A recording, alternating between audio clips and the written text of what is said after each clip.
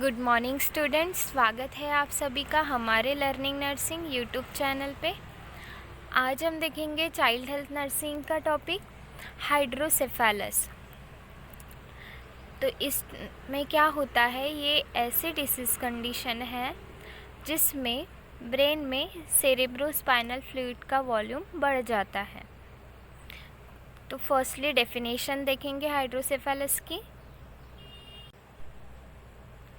Hydrocephalus is a condition in which excess cerebrospinal fluid builds up within the fluid containing cavities or ventricles of the brain. Brain में जो fluid cavity होती है या फिर ventricles होते हैं, उनमें सेरेब्रोस्पाइनल फ्लूइड मीन्स CSF क्या हो जाता है, बढ़ जाता है। कहाँ? ब्रेन में। तो उसे हम कहेंगे hydrocephalus. Then the term hydrocephalus is derived from the Greek word.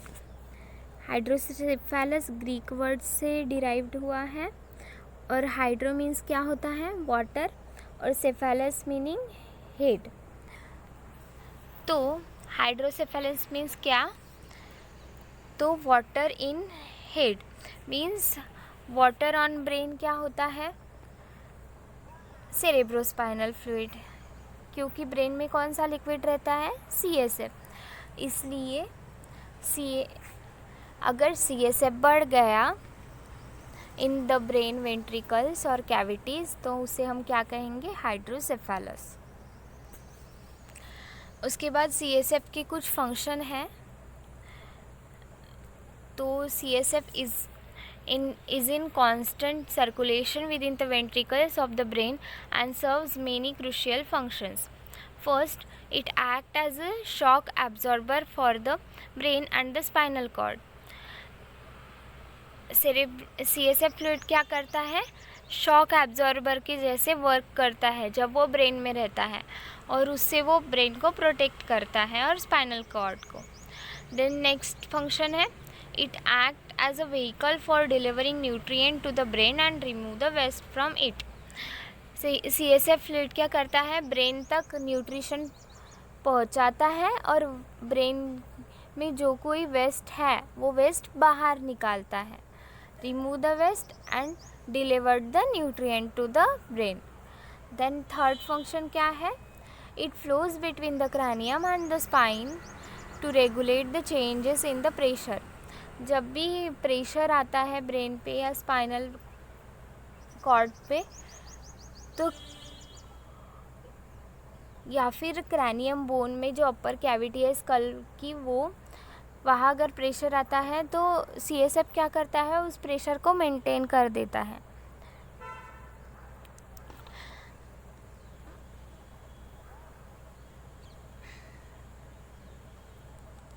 Then when CSF builds up around the brain, it can create harmful pressure on the tissue of the brain confined within the skull.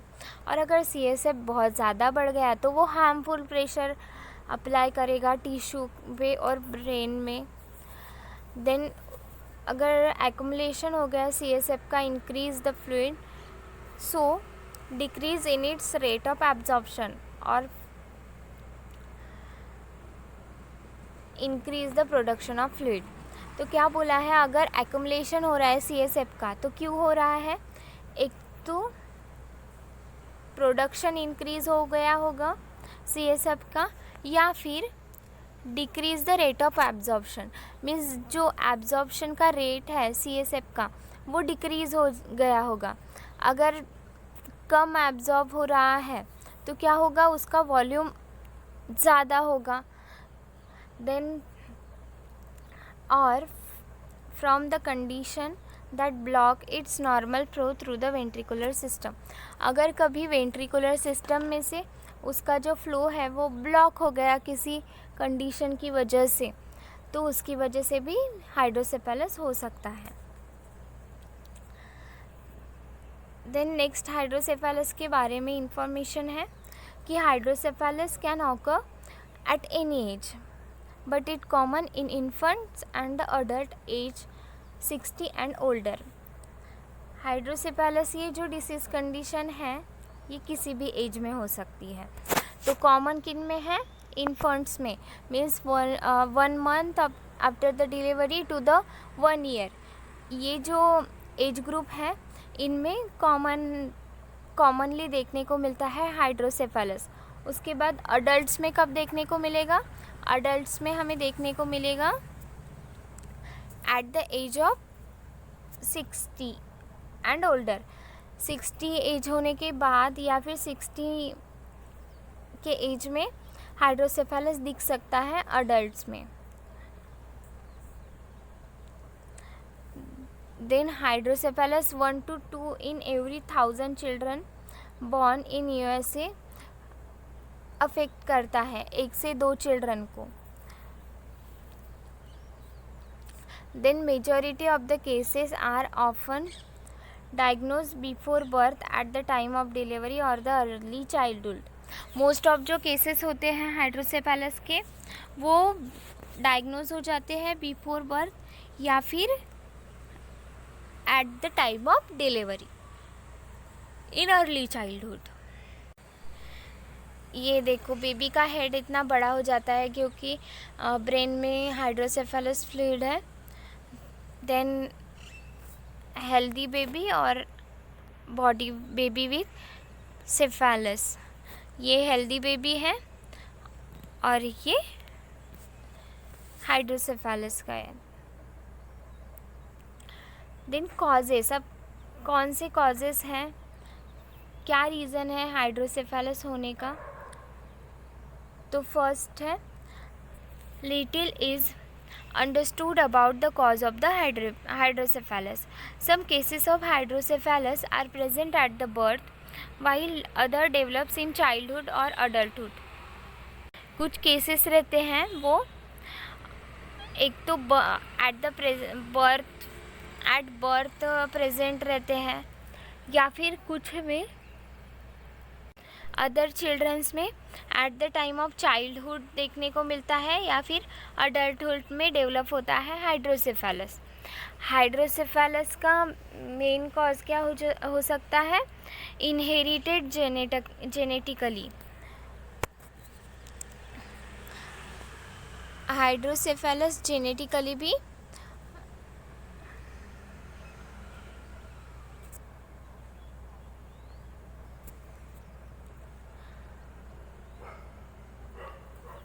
पास हो सकता है अगर parents को कभी हुआ था in childhood तो उनके बच्चों में भी हो सकता है. तो ये जेनेटिकली इनहेरिट होता है. उसके बाद में एसोसिएटेड विथ डेवलपमेंटल डिसऑर्डर. अगर डेवलपमेंटल डिसऑर्डर है बेबी में या चाइल्ड में लाइक स्पाइना बाइफिडा, इंसेफेलोसेल और occur as a result of brain tumour. अगर ब्रेन ट्यूमर है, हेड इंजरी है, हेमरेज और डिसीज सच एज मेनिंजाइटिस, तो उसकी वजह से हाइड्रोसेफेलस हो सकता है. क्या क्या कॉजेस है हाइड्रोसेफेलस के? First inherited genetically means heredity. Then next क्या बोला है? डेवलपमेंटल डिसऑर्डर हुआ. तो फिर डेवलपमेंटल डिसऑर्डर में कौन से डिसऑर्डर आएंगे? Spina bifida and encephalocele. Then brain tumour अगर है उसकी वजह से भी हाइड्रोसेफेलस हो सकता है. देन अगर हेड इंजरी हुई है, अगर अडल्ट है और कभी उनका एक्सीडेंट हो गया या फिर चिल्ड्रंस में भी अगर फॉल इंजरी हो गई उसकी वजह से भी हाइड्रोसेफेलस हो सकता है. या फिर हैमरेज और disease such as meningitis. Haemorrhage means bleeding अगर हो जाती है ब्रेन में तो उसकी वजह से हो सकता है. ये थे causes of hydrocephalus. Then symptoms of the hydrocephalus means clinical manifestation. तो सिम्टम्स में the symptoms of hydrocephalus tend to vary greatly from person to person and across the different age group. Hydrocephalus की symptoms कैसे हैं? Different रहते हैं person to person और as के हिसाब से। अगर बच्चों में है तो डिफरेंट सिम्टम्स दिखेंगे, अडल्ट में डिफरेंट सिम्टम्स दिखेंगे, और पर्सन टू पर्सन भी। वन पर्सन में अलग सिम्टम्स और अनदर, अगर 2 चाइल्ड है तो दोनों में अलग अलग सिम्टम्स दिखेंगे। Then infant and young children are more susceptible to symptoms from increase the intracranial pressure. Most of children जो होते हैं उनमें इंट्राक्रैनियल प्रेशर बढ़ जाता है हाइड्रोसेफेलस की वजह से, तो उसके रिलेटेड सिम्टम्स ज़्यादा देखने को मिलते हैं। Like vomiting, an adult can experience loss of function like walking or thinking. Childrens में वोमिटिंग जैसे सिम्टम्स दिखेंगे क्योंकि इंट्राक्रैनियल प्रेशर बढ़ गया है। और अडल्ट्स में क्या होगा कि उनके फंक्शन लॉस होंगे, जैसे उनको चलने में प्रॉब्लम होगी, थिंकिंग में डिफ्रेंशिएशन आएगा। तो एज ग्रुप वाइज क्या है साइन एंड सिम्टम्स? इन्फेंट्स में क्या दिखेगा? अनयूजुअली लार्ज हेड, उनका जो नॉर्मल हेड साइज़ है उससे ज़्यादा हेड दिखेगा। उसके बाद रैपिडली इंक्रीजिंग हेड सरकमफरेंस, और रैपिडली उनका हेड सरकमफरेंस इंक्रीज होगा। उसके बाद बल्जिंग एंड टेंस फ्रंटेनल और सॉफ्ट स्पॉट। अब जहाँ फ्रंटेनल है वो ओपनिंग है तो वहाँ क्या होगा? बल्जिंग दिखेगा, मीन्स ऐसे उभरा हुआ भाग दिखेगा। उसके बाद प्रोमिनेंट स्काल्प वेन, जो स्काल्प वेन है वो प्रोमिनेंट दिखेंगे, मीन्स एकदम क्लियर दिखेंगे क्योंकि बहुत ज़्यादा प्रेशर होगा। Then downward deviation of eyes और सनसेट साइन, जो आइज़ है उनका डाउनवर्ड डेविएशन रहेगा। देन वोमिटिंग दिखेगा, स्लीपीनेस मीन्स स्लीप नहीं आएगी। और इन्फेंट तो ज़्यादा सोते हैं लेकिन यहाँ इन्फेंट्स में भी स्लीप नहीं आएगी उनको। उसके बाद इरिटेबिलिटी दिखेगी बेबी में। उसके बाद सीजर्स आएंगे। ये सब सिम्टम्स थे इन्फेंट के इन हाइड्रोसेफेलस। अब हम चिल्ड्रन एंड एडोलेसेंट में देखेंगे। चिल्ड्रन एंड एडोलेसेंट में क्या होता है? Sign and symptoms of hydrocephalus, nausea and vomiting, then swelling of optic disc और पैपिले एडिमा, स्वेलिंग रहेगी ऑप्टिक डिस्क पे। देन ब्लर्ड और डबल विजन, चिल्ड्रन और एडोलेसेंट को ब्लर और डबल विजन दिखेंगे। उसके बाद balance and gait abnormalities, means balance है खड़े रहते समय वो अच्छे से मेंटेन नहीं कर पाएंगे। उसके बाद उनके गेट में डिफरेंस आएगा, मीन्स जो खड़े रहने, नॉर्मली पर्सन स्ट्रेट खड़ा रहता है लेकिन इनमें वैसा नहीं रहेगा, एबनॉर्मलिटीज़ देखने को मिलेगी।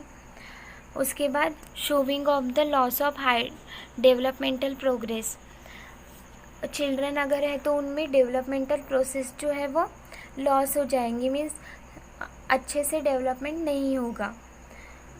देन चेंजेस इन पर्सनालिटी, उनकी पर्सनालिटी में चेंजेस देखने को मिलेंगे ड्यू टू हाइड्रोसेफेलस। ये थी चिल्ड्रन एंड एडोलेसेंट की sign and symptoms. Then inability to concentrate, children और अडल्ट कॉन्सेंट्रेट नहीं कर पाएंगे, सीजर देखने को मिलेंगे, poor appetite and urinary incontinence, urinary system भी अफेक्ट होगा अडल्ट और चिल्ड्रंस में। देन टेस्टिंग एंड डायग्नोसिस, तो फर्स्टली टेस्टिंग एंड डायग्नोसिस कैसे करेंगे हाइड्रोसेफेलस के? डॉक्टर्स जो है वो कंप्लीट हिस्ट्री लेंगे तो उन्हें मिल जाएगा कि हाइड्रोसेफेलस है या हेरिडेटरी हिस्ट्री है। तो उसके बाद अगर वो फिज़िकल एग्ज़ामिनेशन करेगी तो उसमें भी उनको हेड सरकमफरेंस बड़ा दिखेगा। देन फिजिशियन जो है वो न्यूरोलॉजिकल एग्ज़ामिनेशन करेंगे तो उसमें भी उनको समझ में आ जाएगा।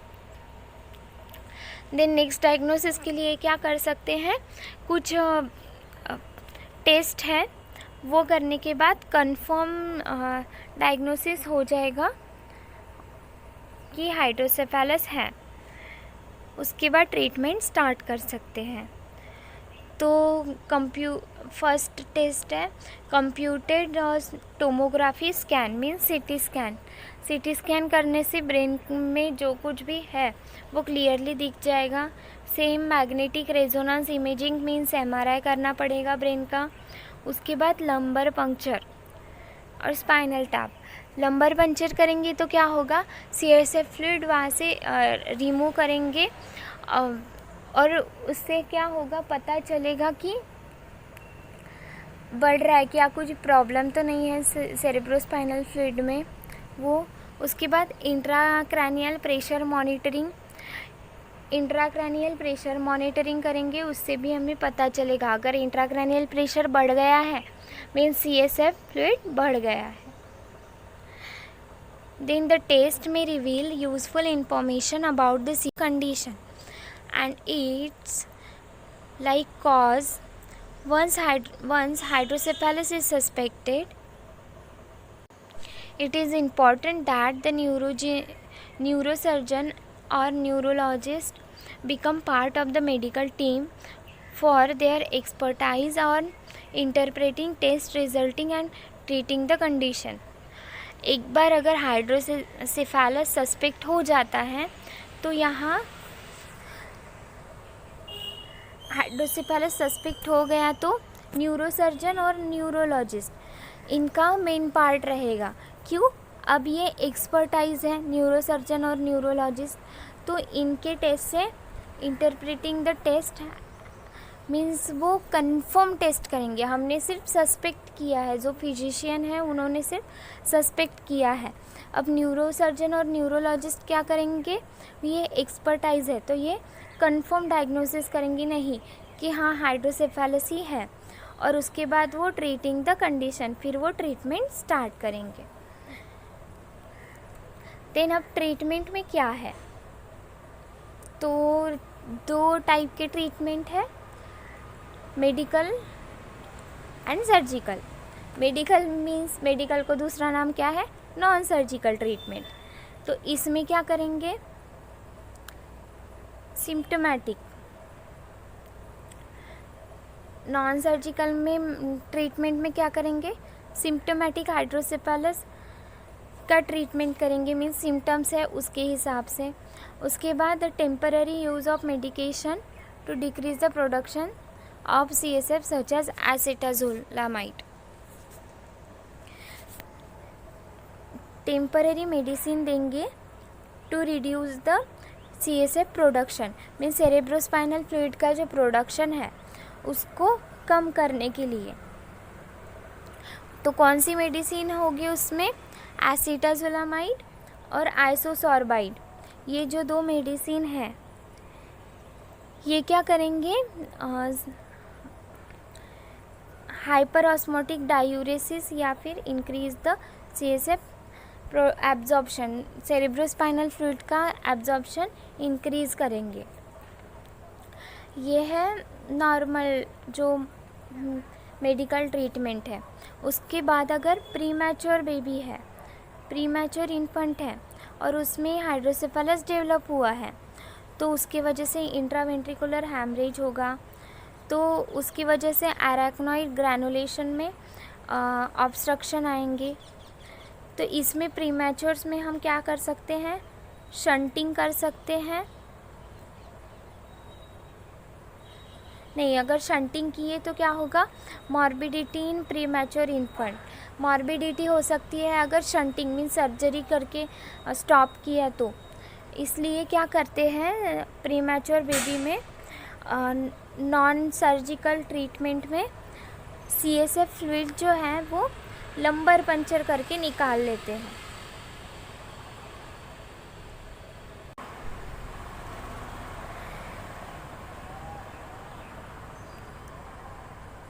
प्रीमैच्योर में क्या करते हैं, management non surgical repeated lumbar puncture and puncture CSF means lumbar puncture करते हैं और सेरेब्रोस्पाइनल फ्लूइड रिमूव कर देते हैं। उसके बाद हाइड्रोसेफेलस वेरियस वेज से ट्रीट कर सकते हैं एज पर द कॉजेस। ये जो कंडीशन है वो ट्रीट कर सकते हैं। उसके बाद हाइड्रोसेफेलस डायरेक्टली हम ट्रीट कर सकते हैं by removing the cause of CSF obstruction. Means अगर ब्रेन ट्यूमर हुआ है या हैमरेज है, उसकी वजह से सेरेब्रोस्पाइनल फ्लूइड में फ्लो में ऑब्स्ट्रक्शन आ गया, तो हम क्या करेंगे, ट्यूमर निकाल देंगे या फिर हैमरेज रिमूव करेंगे। तो इसकी वजह से ये भी एक ट्रीटमेंट ही है सेरेब्रोस्पाइनल फ्लूइड का। अब तक हमने देखा मेडिकल ट्रीटमेंट ऑफ हाइड्रोसेफेलस। अब हम देखेंगे सर्जिकल ट्रीटमेंट। सर्जिकल ट्रीटमेंट में 2 ही मेन ट्रीटमेंट है। फर्स्ट, एक तो हम शंट वहाँ प्लेस करेंगे, commonly treated by implanting a device known as the shunt. क्या करेंगे, हाइड्रोसेफेलस का सर्जिकल ट्रीटमेंट, शंट इम्प्लांट करेंगे।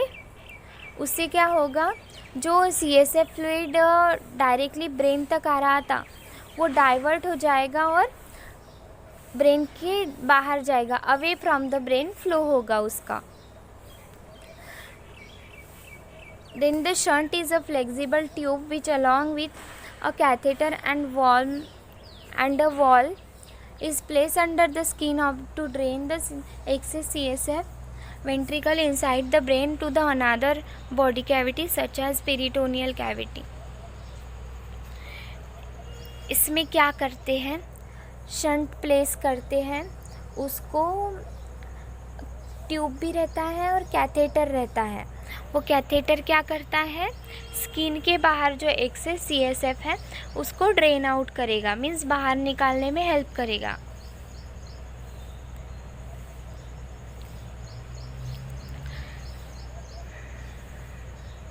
देन नेक्स्ट क्या कर सकते हैं, अल्टरनेटिव ऑपरेशन है, उसे कहते हैं एंडोस्कोपिक थर्ड वेंट्रिकुलोस्टॉमी। इस प्रोसीजर में surgeon utilise a tiny camera. First हमने क्या देखा, शंट प्लेस करेंगे, implanting the shunt. Second operation में क्या है, हम सेकेंड ऑपरेशन को बोलते हैं एंडोस्कोपिक थर्ड वेंट्रिकुलोस्टॉमी। इसमें इस प्रोसीजर में सर्जन टाइनी कैमरा यूज़ करते हैं with fibre optics to visualise the ventricles and create a new pathway through which CSF can flow.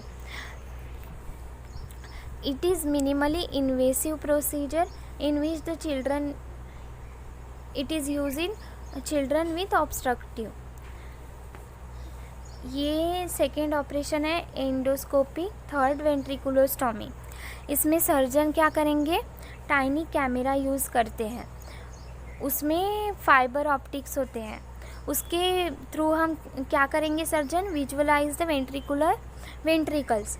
वो टाइनी कैमरा से ब्रेन में जो वेंट्रिकल्स है उनको विजुअलाइज करेंगे, मीन्स देखेंगे, और सेरेब्रोस्पाइनल फ्लूइड होने के लिए न्यू